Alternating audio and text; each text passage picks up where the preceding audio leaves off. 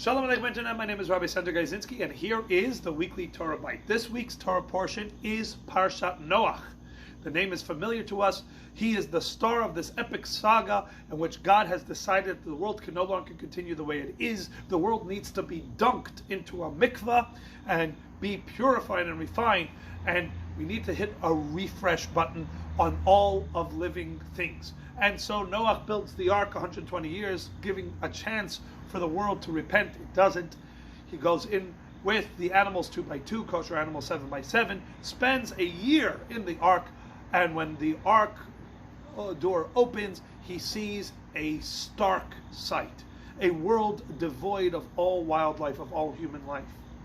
And he is tasked with rebuilding it. It's an arduous task and a very intense situation, you can imagine.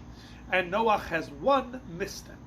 He plants a vineyard, he drinks from the fruit of the vine, he becomes drunk, and he puts himself in a compromised position. He unclothes himself in his tent and he falls asleep as such.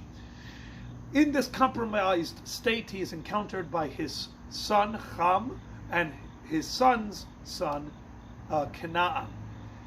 And they respond by gleefully running to their brothers Shem and Yefet to share the news of their father's compromised state. Shem and Yefet have a different response.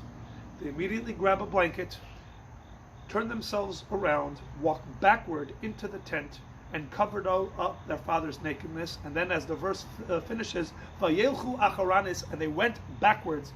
That avat avihem lo ra'u, and they did not see their father's nakedness. Now we understood that. Right? When we say that they went in backwards, we understood that their father's nakedness they would not see, and yet the Torah decides to double down and be slightly redundant to teach us a very important point. Not only by obviously turning around backward, did they not see their father's nakedness, but they didn't focus on it. That was not what was on their mind. They didn't see the situation as their father in a compromised state. They saw this situation as a state and where their father could use their help, and they helped him. This teaches us an extremely important lesson. In our lives today, that is so much more public than life used to be. Now with Facebook and Twitter and Instagram and things that we write and things that we post and pictures, etc., our lives are a lot more out there. And we each know that while we try to do what's right, we oftentimes find ourselves in a compromised state. Sometimes it is not our fault, and sometimes it is in fact our fault. We did it to ourselves. And we often encounter others in such states in which they have put themselves in a compromising situation. The question is, what is that first impulse? And there are 3 ways that we can react. We can react as in the way that Ham did. And unfortunately, we know too many people in the world respond in this way. By noticing the negative, noticing the mistake, and feeling a need to publicize it, to make this mistake known to as many people as possible. And the justification is, well, they shouldn't have put themselves in this compromised situation. It's their fault, and it's the truth. And so therefore it is right and correct for me to make this mistake known and to forever pin this mistake on them, to make this their definition and to cancel them. Then there's another approach, which is to give somebody the benefit of the doubt and to say, you know what? They made a mistake, but maybe they made the mistake for this reason or for that reason, etc., etc.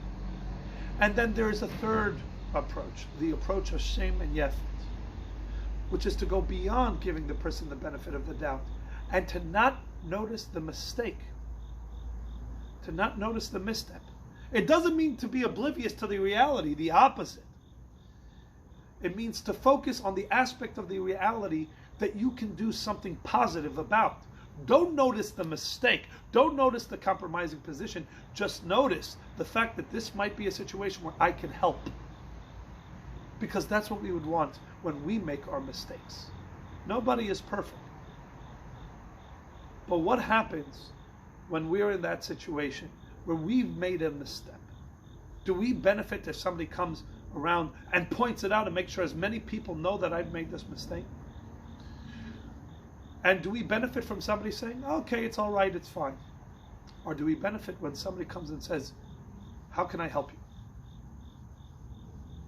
how much better, how much more blessed would the world be if we take the Shem and Yefet approach, which is not only do we not acknowledge the mistake, we don't notice it. All we notice is a situation where we can come in and help. Let's do a little bit more of this to our friends, to our family, even to our adversaries.